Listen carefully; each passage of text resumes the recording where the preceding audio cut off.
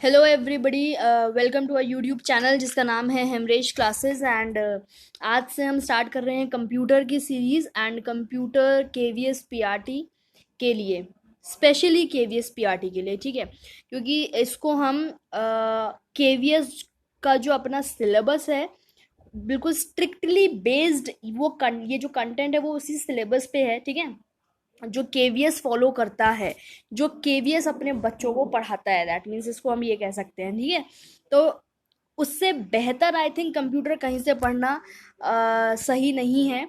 हालांकि ऐसे बहुत से बहुत से क्वेश्चंस हैं, बहुत सी बुक्स हैं, बहुत सी पीडीएफ्स हैं जो आपको कंप्यूटर में मिलेगी।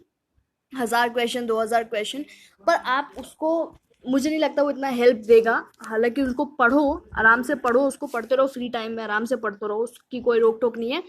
बट ये जो है बहुत ज़रूरी है। ठीक है, क्या पता क्वेश्चंस इन्हीं में से आ जाएं, क्योंकि केवीएस का सिलेबस है ना। स्टार्ट करेंगे। कंप्यूटर सबको पता है कि इलेक्ट्रॉनिक डिवाइस है, बचपन से पढ़ते हुए आ रहे हैं, which consist of hardware and software. यानी कि हार्डवेयर की चीज़ें, हार्डवेयर है उसमें और सॉफ्टवेयर है। हार्डवेयर जैसे फिजिकल पार्ट्स ऑफ कंप्यूटर, यानी कि बाहर आउटसाइड जो पार्ट्स होते हैं अपने, फॉर एग्जांपल कीबोर्ड, माउस, है ना, और ये प्रिंटर, स्कैनर, ये सारे क्या है, ये हार्डवेयर है। और सॉफ्टवेयर जो अंदर का चीज़ है, अंदर की, जैसे पावर पॉइंट। पावर पॉइंट क्या, एक सॉफ्टवेयर है, वो पहले से नहीं था आपके कंप्यूटर में, है ना, वो डाला गया, वो एक सॉफ्टवेयर है। और जैसे कि माई ये वर्ड हो गया, विंडोज़ हो गई, ये विंडोज़ वगैरह सब डाली जाती हैं आपके कंप्यूटर में। ये सब सॉफ्टवेयर है। ठीक है, जो एक सिस्टम को रन कराने के लिए बहुत इंपॉर्टेंट एंड बहुत यूजफुल और बहुत काम आते हैं। अच्छा, तो ये हुआ अपना हिस्ट्री। फटाफट से देख लेते हैं कंप्यूटर की, ज़्यादा कुछ लंबी चौड़ी नहीं है, ये पढ़ना ज़रूरी है इसलिए पढ़ना पड़ेगा। तो जो कंप्यूटर है, इसकी हिस्ट्री स्टार्ट होती है करीब 2000 साल पहले। ठीक है, कहाँ से? इन बेबीलोनिया, मेसोपोटामिया। ओके, उसके बाद at the birth of abacus, इस टाइम पे अबैकस का बर्थ हुआ था। मैं ये कहना चाहती हूँ, अबैकस के बर्थ से हिस्ट्री स्टार्ट हुई है। वही अबैकस आपका मैथ्स वाला ना। तो सबसे पहले फर्स्ट डिजिटल कंप्यूटर था, एक डिजिटल कंप्यूटर था, जो कि 1642 में इसको डिज़ाइन करके वो किया गया तैयार।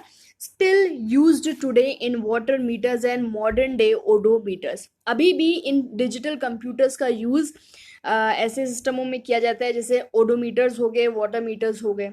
और ओडोमीटर मतलब जो व्हीकल की रीडिंग को मेजर करता है ना, व्हीकल की रीडिंग को, यस। तो ये चीज़ आपको याद रखनी है। उसके बाद पंच्ड कार्ड्स आते हैं। ये जो है ये पहले ऐसे कार्ड्स थे, पहले ऐसी चीज़ थी जो कंप्यूटर के साथ सक्सेसफुली इसको यूज़ किया गया था।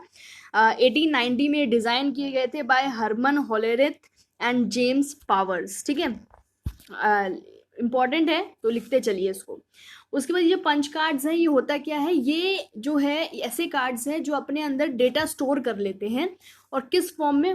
होल्स के फॉर्म में स्टोर कर लेते हैं, और they can read the information that had been punched into the cards. यानी कि जो भी कार्ड्स हैं आपके, ठीक है, जो भी कार्ड्स हैं उसमें ये जो भी होल्स होंगे उसके अंदर ये डेटा स्टोर होगा होल्स के फॉर्म में, और ये पंच कार्ड उनको आराम से रीड कर पाएंगे।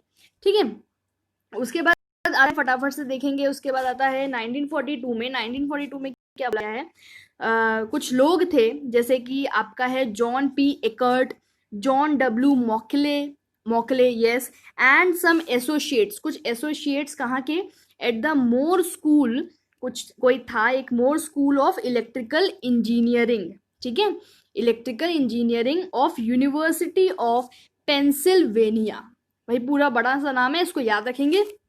इसके ये जो कुछ लोग थे, इन्होंने इनियाक बिल्ड किया था। इनियाक क्या है? Electrical numerical integrator and calculator. तो ये इन्होंने बिल्ड किया था। ये करीब 30, हम कह सकते 30 बाय 50 फीट रूम की जगह लेता था। ठीक है, इतना ये बड़ा है। और ये जो है करीब 1000 गुना तेज है अपने प्रीवियस जनरेशन ऑफ कंप्यूटर्स। मतलब प्रीवियस जो जनरेशन में कंप्यूटर यूज़ किए जाते थे उनसे कम से कम 1000 गुना ये तेज़ था।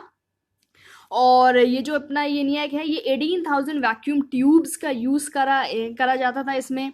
एंड 1800 स्क्वायर फीट की फ्लोर स्पेस लेता था ये। और 1,80,000 watts of electrical power consume करता था। ठीक है, इलेक्ट्रिसिटी यानी कि इतनी वॉट की इलेक्ट्रिसिटी ये कंज्यूम कर लेता। तो ENIAC जो है बहुत बहुत बड़ा एंड बहुत ज़्यादा कंज्यूम करने वाला, इलेक्ट्रिसिटी कंज्यूम करने वाला आपका एक सिस्टम रहा कंप्यूटर के उसमें। ठीक है, ये इसको आप नोट करेंगे, पढ़ेंगे। ये सारी चीज़ें पढ़नी ज़रूरी है, एकदम से मैं आपको नहीं ले जा सकती ना उस पर। चलो वो करेंगे, वर्ड पढ़ेंगे, पावर पॉइंट पढ़ेंगे, एकदम से नहीं, ये सब पढ़ना पड़ेगा आपको। तो इंटरेस्ट बाद धीरे धीरे क्रिएट होता रहेगा, साथ में क्वेश्चंस भी करेंगे, don't worry at all. Fine, आगे बढ़ेंगे। उसके बाद 1950 में क्या हुआ, magnetic core memory and transistor ये आया। ठीक है, ये हमें आया। मैग्नेटिक कोर मेमोरी क्या है, ये जो हम जानते हैं हमारे कंप्यूटर में मेमोरीज होती है ना, मेमोरी होती है जिसके कारण हम चीज़ों को कंप्यूटर में स्टोर कर पाते हैं। मेमोरी नहीं होगी तो हम स्टोर नहीं कर पाएंगे। आप अपनी फ़ोन में, अपने कंप्यूटर में चीज़ों को स्टोर, पिक्चर्स, वीडियोस, है ना, ये सारी चीज़ें स्टोर करते हो। तो मेमोरी होती है ना आपके कंप्यूटर में, उस वजह से स्टोर कर पाते हो। तो अभी हम रैम ये सब का यूज़ करते हैं। तो पहले क्या था, मैग्नेटिक कोर मेमोरी थी। मैग्नेटिक कोर एक मेमोरी थी जिसको यूज़ किया जाता था। तो इसको हम अर्लियर वर्जन ऑफ रैम भी बोलते हैं। ठीक है, क्या बोलते हैं, earlier version of RAM, random access memory. ये भी एक टाइप की मेमोरी है। ठीक है, ये भी एक टाइप की मेमोरी है जो हम यूज़ करते हैं अब। पहले जो है इसका अर्लियर वर्जन था मैग्नेटिक कोर मेमोरी, वो यूज़ किया जाता था, एंड ट्रांजिस्टर भी यूज़ किए जाते थे, ये भी है। अच्छा, उसमें क्या हुआ, जो ये रैम की कैपेसिटीज़ थी, उसके बाद धीरे धीरे रैम की कैपेसिटीज़ 1960s में आते आते इसकी कैपेसिटी को इतने से इतना कम से कम बढ़ा दिया गया। ठीक है, इतने से इतना कम से कम बढ़ा, 8,000 से 64,000 वर्ड्स तक बढ़ा दिया गया इसकी कैपेसिटी को। ओके, नेक्स्ट आपका था कि 1980s में, 1980s सेमीकंडक्टर चिप्स कुछ हुआ करती थी, वो मैन्युफैक्चर हुई। ठीक है, बाय लेट 1980s, उसके बाद 1980s की आखिरी उसमें सम पर्सनल कंप्यूटर्स जिसको PC बोलते हैं, वो कुछ मैन्युफैक्चर हुए। ठीक है, होने लगे। कुछ personal computers were run by micro processors and ये आप याद रखेंगे कि ये जो पर्सनल कंप्यूटर्स थे, ये जो ये 32 बिट्स ऑफ डेटा, एक टाइम पर 32 बिट्स ऑफ डेटा हैंडल कर सकते थे। ठीक है, इतना आपने याद रखना है। ओके, आगे बढ़ेंगे। Some basic computers of some basic components of computer. सबसे पहले आता है इनपुट डिवाइसेस। सबको पता है इनपुट डिवाइसेस क्या होता है। Input devices which are used to input the data and program in the computer. देखो, इनपुट डिवाइस का मतलब ये नहीं होता जो कंप्यूटर के अंदर है, नहीं, वो तो सॉफ्टवेयर हो गया। हम कहेंगे कि MS वर्ड एक सॉफ्टवेयर है, इनपुट डिवाइस मत बोलना उसे। इनपुट डिवाइस वो डिवाइस जो कुछ इनपुट करते हैं कंप्यूटर के अंदर, जैसे कि कीबोर्ड हो गया। तो हम कीबोर्ड पे कुछ भी बटन दबाएंगे या लिखेंगे, टाइप करेंगे, तो वो सब कंप्यूटर के अंदर जा रहा है ना, कंप्यूटर के अंदर है। तो कीबोर्ड हो गया। माउस से कुछ करेंगे तो कंप्यूटर के अंदर फंक्शनिंग हो रही है। माउस हो गया। स्कैन कर रहे, स्कैन कर तो कंप्यूटर में स्कैन हो रहा है ना। ट्रैक बॉल होती है, ट्रैक बॉल भी कुछ होती है जो माउस की तरह कुछ काम करती है। वो इसका एक ऐसा कुछ पैड होता है और बीच में जो ये बीच में एक सर्कल टाइप का कुछ होता है, बॉल टाइप्स होती है जो घूम सकती है ऊपर नीचे, है ना, उसको कहते हैं ट्रैक बॉल। लाइट पेन होता है। Optical character OCR, optical character reader है। बार कोड रीडर है। Voice input system, digital camera, digicam जिसको बोलते हैं, ये सारी चीज़ें क्या है, इनपुट डिवाइसेस है। तो ये आप कभी कभी हमसे पूछ लिया जाता है कि दिस इज इनमें से कौन सा इनपुट डिवाइस नहीं है ना, 4 ऑप्शन, तो हम कंफ्यूज हो जाते हैं क्योंकि हमें कुछ ही एग्जाम्पल्स पता होते हैं। ओके, उसके बाद आता है आउटपुट डिवाइस। आउटपुट डिवाइस क्या है, आउटपुट वो डिवाइस जिससे कंप्यूटर के बाहर हमें कुछ मिलता है, फाइनल रिजल्ट जो है। जैसे हमने मान लो प्रिंट आउट निकालना है ना, तो प्रिंट आउट निकालने के लिए हम अंदर कमांड देते हैं कंप्यूटर के अंदर, तो जो पेज होता है वो बाहर निकल के आता है। तो सबसे बड़ा अच्छा एग्जांपल तो प्रिंटर ही है। प्रिंटर हो गया। मॉनिटर, हमें बाहर चीज़ें दिखती है, मॉनिटर, है ना। इस मॉनिटर को VDU भी कहते हैं, विजुअल डिस्प्ले यूनिट, है ना। उसके बाद टच स्क्रीन हो गया, और प्लॉटर, प्लॉटर भी कुछ कुछ प्रिंटर जैसा ही होता है। ये भी ग्राफिक्स कुछ निकालता है ना, ग्राफिक्स मतलब शीट्स निकालता है जिसमें ग्राफिक्स होते हैं। अच्छा, तो ये आउटपुट डिवाइस हो गया। उसके बाद प्रिंटर आता है। प्रिंटर 3 तरह के होते हैं, वैसे प्रिंटर मैं अभी आपको थोड़ा और डिटेल में पढ़ाऊंगी आगे, बट फिर भी आप इसको इतना याद रखना, प्रिंटर 3 तरह के होते हैं, dot matrix, inkjet printer and laser printer. और डॉट मैट्रिक्स प्रिंटर जो है वो किस फॉर्म में प्रिंट करते हैं, डॉट्स के फॉर्म में प्रिंट करते हैं।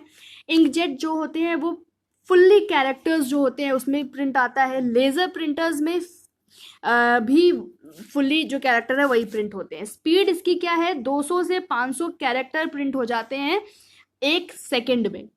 इसमें 4 से 8 पेजेस प्रिंट हो जाते हैं 1 मिनट में, और इसमें 4 से 20 पेजेस प्रिंट हो जाते हैं 1 मिनट में। ये ज़्यादा एक्सपेंसिव नहीं है, ये एक्सपेंसिव है, और इसका प्राइस मॉडरेट है। ठीक है, ये प्रिंटर हो गया। आगे बढ़ते हैं, अपना कंट्रोल प्रोसेसिंग यूनिट आ गया, सेंट्रल प्रोसेसिंग यूनिट आ गया, जिसको हम सीपीयू बोलते हैं। हम सब जानते हैं सीपीयू को ब्रेन ऑफ कंप्यूटर बोला जाता है ना। मेन यूनिट है ये कंप्यूटर का, main unit inside the computer is CPU. अच्छा, responsible for all events inside the computer, जो भी कुछ कंप्यूटर के अंदर हो रहा है वो सब सीपीयू की वजह से हो रहा है, इसीलिए इसको ब्रेन ऑफ कंप्यूटर कहा जाता है। जो सीपीयू है वही जो है वो कंसिस्ट करता है एक कंट्रोल यूनिट और एक अर्थमेटिक लॉजिकल यूनिट। 2 चीज़ें होती हैं इसमें, आप याद रखेंगे, control unit and arithmetic logical unit. ठीक है, अभी इसको पढ़ेंगे आगे। तो आपको याद रखना है, जो ये सीपीयू होता है, ये जो भी कैलकुलेशंस होते हैं, जो भी कंपैरिजंस होते हैं, है ना, ये सब सीपीयू के अंदर आर मेड इनसाइड सीपीयू। सब सीपीयू के अंदर ही ये सब कैलकुलेशंस वगैरह की जाती हैं। सीपीयू इसीलिए ब्रेन कहा जाता है कंप्यूटर का। क्या कहा जाता है, brain. CPU is the brain of computer. अच्छा, मैंने बताया कि होता है कंट्रोल यूनिट और एक होता है अर्थमेटिक लॉजिकल यूनिट। तो अर्थमेटिक लॉजिकल यूनिट में क्या है, एक्चुअल कंप्यूटेशंस, यानी कि जो एक्चुअल कैलकुलेशंस है, जैसे एडिशन हो गया, सब्ट्रैक्शन हो गया, मल्टीप्लिकेशन, डिवीजन, या फिर comparison, able to compare numbers, जैसे लेस देन है या ग्रेटर देन है या इक्वल टू है ना। तो ये सारी चीज़ें क्या है, अर्थमेटिक लॉजिकल यूनिट जो है इसके अंदर होती है।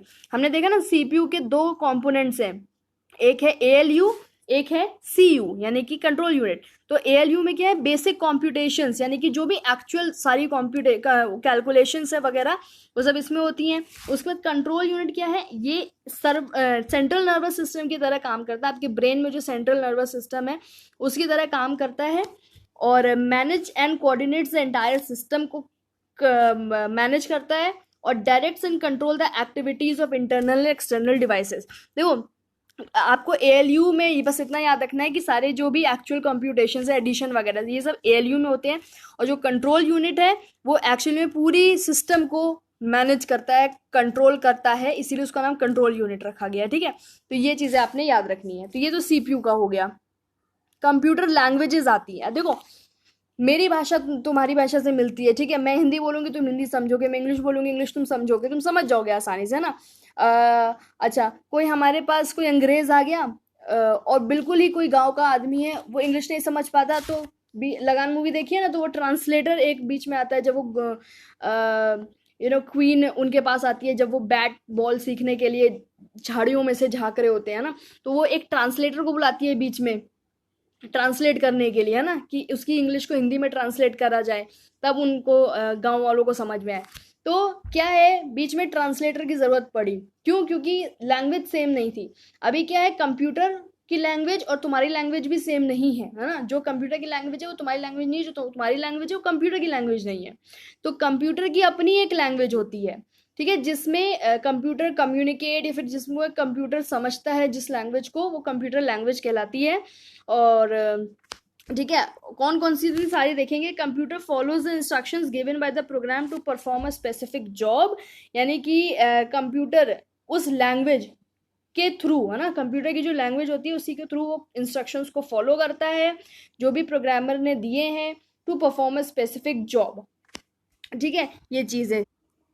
देखो, इसमें जैसे कि मैंने आपको बताया कि कंप्यूटर की लैंग्वेज होती है अपनी, है ना। तो जैसे एक एग्जांपल लेते हैं, मान लो हमको कोई वेबसाइट क्रिएट करनी है, ठीक है। डिफरेंट डिफरेंट वेबसाइट होती है ना लोगों की, तो वो वेबसाइट क्रिएट करनी है। अब उस वेबसाइट को क्रिएट करने के लिए ऐसा तो है नहीं कोई जादू मंतर चीज़ है कि वेबसाइट क्रिएट करने के लिए लिखा वेबसाइट क्रिएट हो जा, वेबसाइट क्रिएट हो गई, नहीं।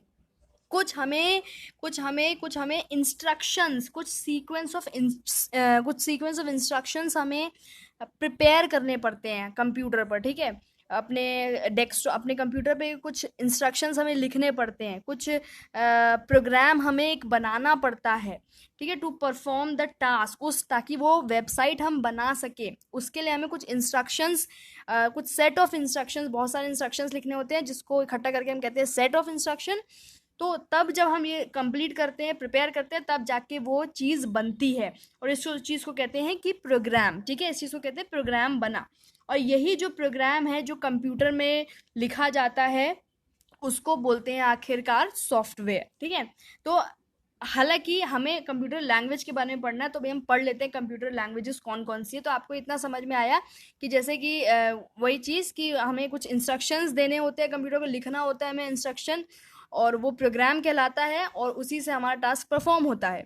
तो वो जो इंस्ट्रक्शंस हैं जो हम लिख रहे हैं, अब वो हम अपनी लैंग्वेज में लिख रहे हैं ना, जो लैंग्वेज हम समझ पाते हैं, उस लैंग्वेज को कंप्यूटर कैसे समझता है, कुछ चीज़ कंप्यूटर कैसे समझता है, वो ट्रांसलेट कर लेता है। कैसे कैसे, कौन कौन सी लैंग्वेज, अब सब देखते हैं।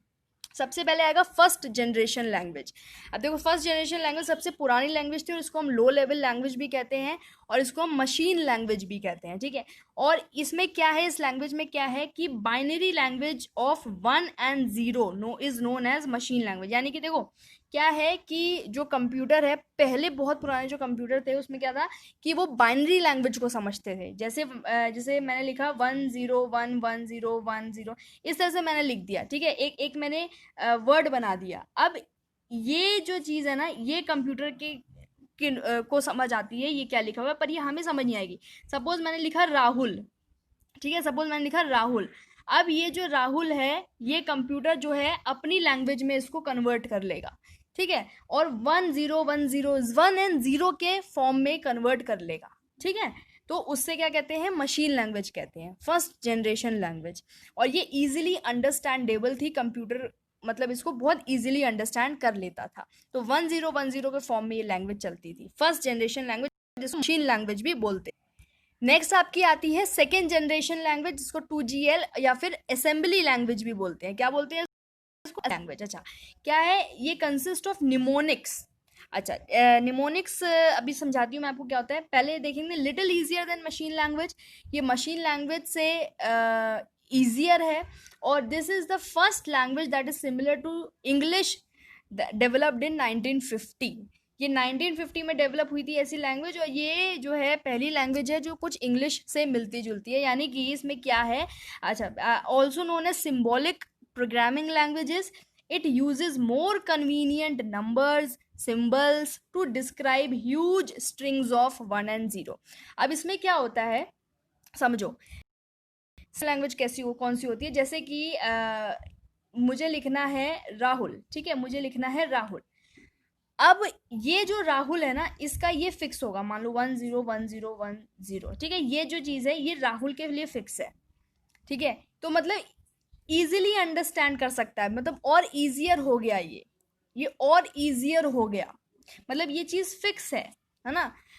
इसी तरह से ह्यूज स्ट्रिंग्स, जो भी जितने भी बड़े से बड़ा नंबर बन जाता है, ह्यूज स्ट्रिंग 1 and 0 का जो भी क्रिएट हो जाता है, और वो जो स्ट्रिंग है उस किसी सिंबल का या किसी और कन्वीनियंट नंबर्स का, इन सब का बना होता है, जो कि इन स्ट्रिंग्स को डिस्क्राइब करता है, ठीक है। यानी कि सिंपल सिंबल्स हैं, सिंबॉलिक लैंग्वेज जिसे हम कहते हैं, ठीक है, असेंबली। अच्छा, जो भी अब ये है, जैसे कि एग्जाम्पल लिखा हुआ है, any string of 1 and 0 like this this this is this, या फिर इसको ये कह दिया, ठीक है। और use for micro process, CPU and other devices के लिए ये यूज की जाती हैं ऐसी लैंग्वेजेस। अच्छा, इसमें एक असेंबलर नाम की चीज़ भी होती है। ये असेंबलर क्या होता है, असेंबलर जो होता है, अब जैसे हमने ये लिख दिया, राहुल लिख दिया हमने, ठीक है। अब ये जो राहुल लिख दिया, इस राहुल को जो कंप्यूटर है वो इसमें कैसे इसको समझेगा, ये समझने के लिए यहाँ बीच में एक हम असेंबलर नाम का एक वो लेके आते हैं, असेंबलर। असेंबलर ही कन्वर्ट करता है। ठीक है, ये याद रखेंगे आप, असेंबलर इस चीज को कन्वर्ट करता है। नेक्स्ट आता है third generation language. Third generation language को हाई लेवल लैंग्वेजेस बोलते हैं, और ऐसी लैंग्वेज में इंग्लिश के स्टेटमेंट्स यूज़ करे जाते हैं और कुछ सिंबल्स यूज़ करे जाते हैं, और ये किसी भी independent of the type of computer you use, यानी कि किसी भी कंप्यूटर पे इसे आप यूज़ कर सकते हो। एग्जाम्पल के तौर पे अगर जैसे देखें तो जैसे मैंने लिखा है, if A is greater than B then से ही इज रिच, यानी कि इसका मतलब है ये रिच है। ठीक है, एंड दिस लैंग्वेज, अब इस लैंग्वेज, सही बात है भाई, अब ये हमने तो लिख दिया, पर इस लैंग्वेज को कंप्यूटर कैसे समझेगा, तो इस लैंग्वेज को ट्रांसलेट किया जाता है थ्रू कंपाइलर। ठीक है, तो इस चीज़ को याद रखेंगे, हाई लेवल की लैंग्वेज जो है उसको ट्रांसलेट करने के लिए कंप्यूटर की लैंग्वेज में कंपाइलर का यूज़ किया जाता है। ठीक है, पहले वाले में असेंबलर का यूज़ किया गया था। कुछ लैंग्वेजेस हैं, इनको आप अच्छे से लिख लीजिए और याद कर लीजिए। नेक्स्ट हम बात करेंगे फोर्थ लैंग्वेज को, जिसको हम कहते हैं क्वेरी लैंग्वेज भी कहते हैं। ये जो है अब इसमें इतना इंपॉर्टेंट नहीं है, इसको समझेंगे, पर नॉन प्रोसीजरल लैंग्वेज है। इसमें क्या होता है, इसमें कोई प्रोसीजर नहीं, इसमें ये नहीं, प्रोसीजर नहीं बताया जाता कि ये चीज़ हमें कैसे करनी है। सिंपल हमें ये बताया जाता है कि हमें क्या करना है। ठीक है, हमें क्या करना है। जैसे पहली 3GL थी ना, थर्ड लैंग्वेज जो थी, थर्ड जनरेशन की जो लैंग्वेज थी, उसमें ये था कि भाई ये क्या मतलब ये जो चीज़ है इसको कैसे करना है, वो प्रोसीजरल लैंग्वेज थी। अगर आपसे पूछा जाए कि थर्ड जनरेशन की लैंग्वेज नॉन प्रोसीजरल है कि प्रोसीजरल है, यानी कि तो आप उसमें बोलोगे कि ये प्रोसीजरल है, इसमें हमें बताया जाता है कि कैसे करना है, एक प्रोसीजर होता है ना। पर ये जो लैंग्वेज है एक नॉन प्रोसीजरल लैंग्वेज है, इसमें सिर्फ हमें ये बताया जाता है कि हमें क्या करना है, व्हाट टू डू, व्हाट बताया जाता है। पहले वाले में, 3 वाले में हाउ बताया जाता है। ठीक है, इजी टू लर्न है, और SQL इज द एग्जाम्पल। तो SQL जो लैंग्वेज है वो इसका एग्जाम्पल है। फिफ्थ जनरेशन लैंग्वेज में ये एग्जाम्पल्स है, सिंपल आप इन ज़्यादा नहीं, इसमें सिर्फ एग्जाम्पल्स देखिए। उसके बाद graphical user interface based languages आता है, बेस्ड लिख लीजिए बीच में, बेस्ड। ठीक है, बेस्ड, तो ग्राफिकल यूज़र इंटरफेस यानी कि GUI बेस्ड लैंग्वेजेस।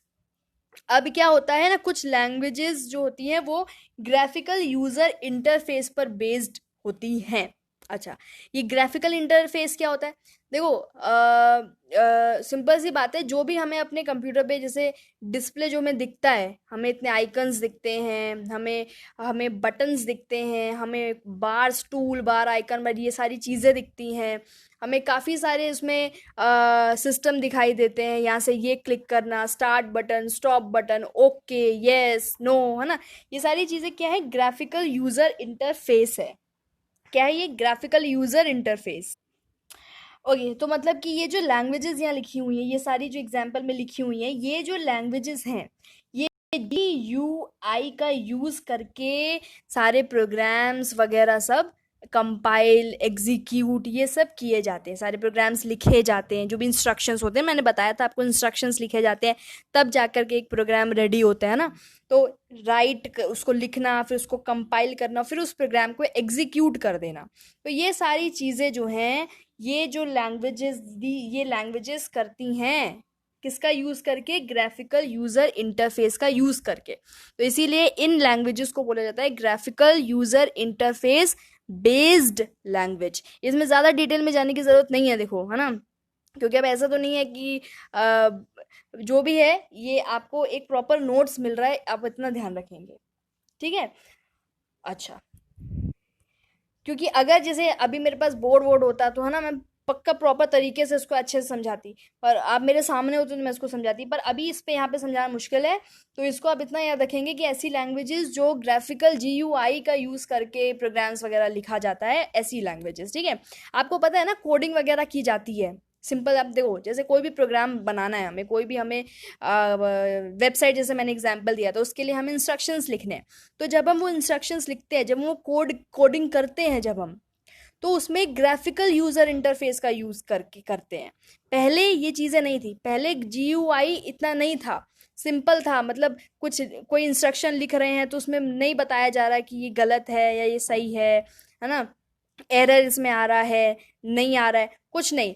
वो एकदम लास्ट में जब उसको कंपाइल, उसको एग्जीक्यूट रन करना होता था, तब उसमें आता था एरर है। पर अभी क्या है कि ग्राफिकल यूज़र जो अभी इतनी, ये जो ग्राफिकल यूज़र इंटरफेस वाली लैंग्वेजेस है, इसमें क्या होता है, GUI का यूज़ करके हम इंस्ट्रक्शंस लिखते हैं। यानी कि इसमें हमें प्रॉपर तरीके से इंस्ट्रक्शंस दिए जाते हैं, बताया जाता है, कहीं हम गलत लिख रहे हैं तो एरर मार्क कर दिया जाता है। तो ये सारी चीज़ें क्या है, ये एक ग्राफिकल यूज़र इंटरफेस है, ठीक है। तो उसके बेस्ड पर ये लैंग्वेजेस हैं, ठीक है। तो समझे इस चीज़ को, अब इससे ज़्यादा डिटेल में नहीं समझना है, ओके। बस अब ये लैंग्वेजेस और चीज़ें याद रखिए। अब ये जो सॉफ्टवेयर है, इसको हम नेक्स्ट वीडियो में करेंगे। कंप्यूटर के सॉफ्टवेयर होते हैं ना, जिसको हम प्रोग्राम भी कहते हैं, सेट ऑफ इंस्ट्रक्शंस कहते हैं। सॉफ्टवेयर जैसे कुछ भी सॉफ्टवेयर, वर्ड का हो गया, पावर पॉइंट हो गया, एक्सेल हो गया, ये सब क्या है, पहले से तो कंप्यूटर में नहीं होता है। ये सारी विंडोज़ हो गई, सारी चीज़ें डालनी पड़ती है, तो इसको हम सॉफ्टवेयर कहते हैं, है ना। इनको हम सॉफ्टवेयर कहते हैं कि कंप्यूटर के सॉफ्टवेयर हैं, फाइन। और इनको हम क्या कहते हैं, प्रोग्राम भी बोलते हैं। सेट ऑफ इंस्ट्रक्शंस, प्रोग्राम मतलब सेट ऑफ इंस्ट्रक्शंस, आपको याद रखना है। प्रोग्राम क्या है, सेट ऑफ। एक प्रोग्राम कब बनता है, जब इंस्ट्रक्शंस आते हैं सामने। सेट ऑफ इंस्ट्रक्शंस जब हम लिखते हैं, है ना, तब जाके एक प्रोग्राम बनता है। कंप्यूटर का सिस्टम है ना अपना अपना यार। तो ये जो प्रोग्राम बना है, इस प्रोग्राम, जैसे मैंने कहा वेबसाइट बनी है, तो वेबसाइट एक सॉफ्टवेयर हो गई, है ना। तो ये कंप्यूटर सॉफ्टवेयर है क्या। अच्छा, टाइप्स ऑफ सॉफ्टवेयर हैं। सिस्टम सॉफ्टवेयर है, एप्लीकेशन सॉफ्टवेयर है। सिस्टम सॉफ्टवेयर में ऑपरेटिंग सिस्टम है, डिवाइस ड्राइवर्स हैं एंड लैंग्वेज प्रोसेसर है। एप्लीकेशन वाले सॉफ्टवेयर में जनरल, कस्टमाइज्ड हैं, यूटिलिटीज़ है। तो ये चीज़ें हम नेक्स्ट वीडियो में पढ़ेंगे, टाइप्स ऑफ सॉफ्टवेयर। और उसके बाद हमें क्या पढ़ना है, मेमोरी के बारे में पढ़ना है, रैम रोम, है ना। उसके बाद हमें इस चैप्टर से रिलेटेड थोड़े से क्वेश्चंस करने हैं। तो ऐसे चलेंगे हम, हमारा कंप्यूटर कोर्स भी बढ़िया से कंप्लीट होगा, 100% मैं कराऊंगी, ठीक है। एंड आपको बस फेथ रखना है, एंड आपको बताना है वीडियो पसंद आई और क्या आपको और इम्प्रूवमेंट चाहिए। कंप्यूटर स्टार्ट किया है ना, तो धीरे धीरे ढल जाओगे कंप्यूटर में भी, फाइन। तो चलो स्टार्ट, बंद करते हैं आज की वीडियो को। और मैथ्स की वीडियो को अब जो है मैं लेकर आऊँगी, ठीक है। मैथ्स की वीडियो मैं लेकर आऊँगी अब, और बेहतर तरीके से समझेंगे। और सर जो है, एक्चुअली थोड़ा प्रॉब्लम है, सर नहीं आ सकते, आप आ रहे कुछ दिनों के लिए या फिर देखते हैं, तो मैं ही कंटिन्यू करूँगी अब, है ना। तो okay, good luck, thank you so much, bye bye.